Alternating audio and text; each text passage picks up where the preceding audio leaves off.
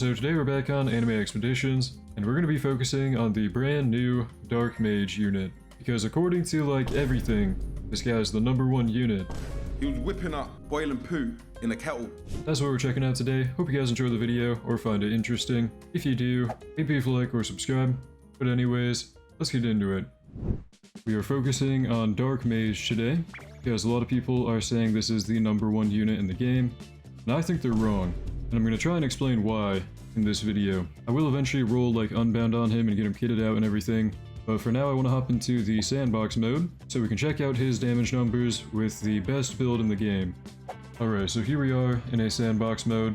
I have the best possible build on my Dark Mage, the best equipment on him with the best rolls, and to look at his damage numbers here, we're going to spawn in an enemy with 200k HP, and he is hitting it for 13k DPS pretty much. And if he crits, I guess it probably does double that. Every like 10 ticks you can go ahead and crit, so he's still really only doing around like 15k DPS, which don't get me wrong is pretty good. I don't know, I've been seeing a lot of talk about this unit going around, and people saying this is like the #1 DPS unit. For example, on my feed today on YouTube, my YouTube homepage, a video popped up in the thumbnail with 500k DPS on this guy. In reality, the DPS is like just under 15k. So overall, remember this guy's DPS is around like 15k, 20k if you have buffers. We're going to now compare him to the other 3 meta units I want to talk about. So Comparative and Megami I think are in my opinion the 2 best DPS units in the game. In my last tier list video, Yuta was the only possible top 5 unit that I'd say maybe could be replaced by Dark Mage. I want to kind of compare these guys and explain why I think Dark Mage is not better than any of them. So for a DPS test, what we're going to do is spawn in a 200k HP enemy and have a little stopwatch in the bottom right, and it's going to track the time as soon as the first hit of damage is dealt. So spawning in this 200k HP enemy here, we're going to watch the countdown, which you guys will see on screen, and see how fast this guy can kill it. I'm not going to like reset the runs over and over for better crit luck or anything. I'm just going to go with the first run we get on testing this, so killed it pretty quickly, right? He doesn't have to do anything. He is just constantly doing 13k DPS, which is not bad. Now we're going to place down my Kenpachi, and my Kenpachi does have not a perfect build, but a pretty good one. So his equipment rolls are like around the 80 to 90%, could be 100, so my Kenpachi, not the most perfect build ever, but a pretty good one. And I'm not really going to make a fuss over the extra little percents of damage he can get, because I'm pretty confident this guy is stronger than Dark Mage. We're going to place him like right here for his circle to kind of cover a good amount of the track. And what we're going to do before we spawn in 200k, I actually do want to give this guy a fair chance at kind of showing his full DPS potential. So we're going to give him 25 takedowns so he goes into the Nameless Demon Berserk state. So real quick before the 200k HP test, I'm just going to spawn in 25 enemies in his range.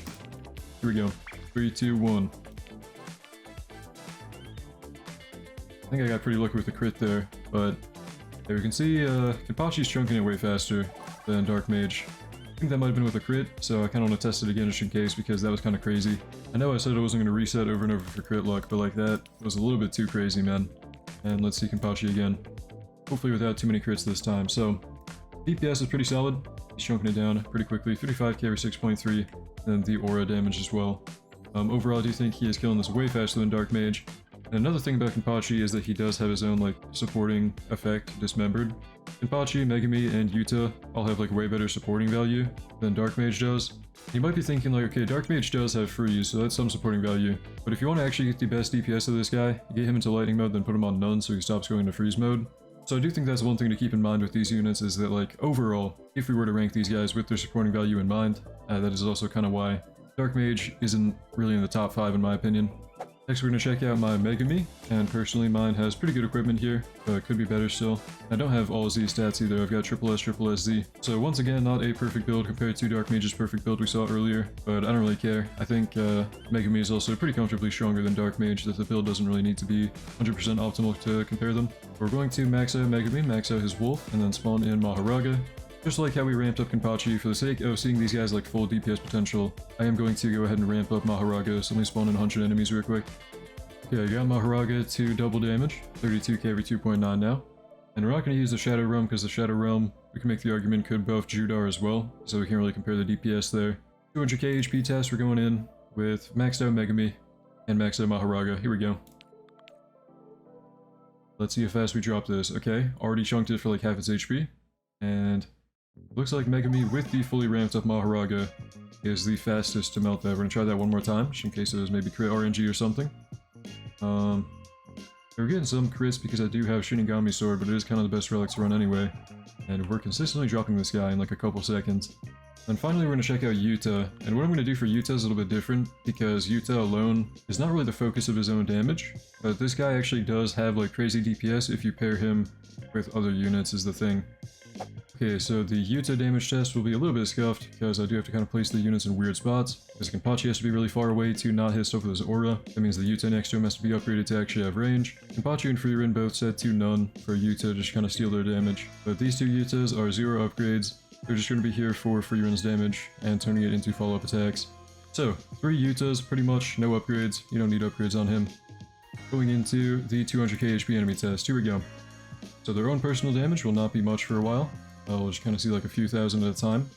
But whenever we get to the Cursed Mimicry bar ramped up, and if it crits, which it should because on a crit build, you'll actually see some pretty good damage numbers out of it. So we got the Kenpachi attack going in, 25k, 25k, 25k, that was 75k damage right there. And then with these Yutas, are they follow-up attacking off of Frieren? So we got a line AoE off this one. Not sure if that was all Frieren or not, but eventually, boss goes down. And really you don't need any upgrades on Yuta, in fact it's better if you don't, because his lower SPA makes him get more follow-up attacks in quicker. But of course we did all this testing in the Sandbox, so let's go ahead and go back to lobby and actually roll on Dark Mage, get a good build on him, and try him out in different game modes. Now before I go reroll on Dark Mage, I want to show you guys something with my current farming team here. So we've got these guys for the skin bonuses, but pretty much we're farming Act 3 of the Crow Hideout Villain Invasion, new game mode.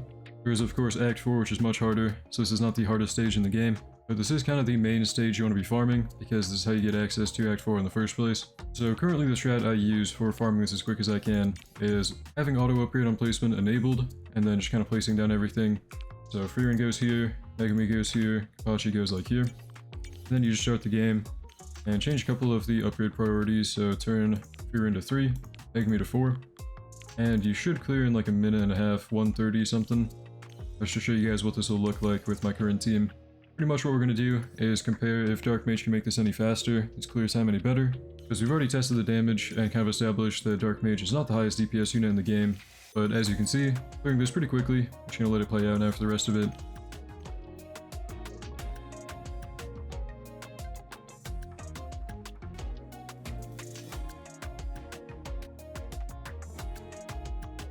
Here we go, final boss going down. Cleared it in 132, looked like. Now I'm going to go invest in my Dark Mage, probably going to swap him out on my team for Frieren. So, get Dark Mage in here, because I do think Dark Mage actually has better DPS than Frieren.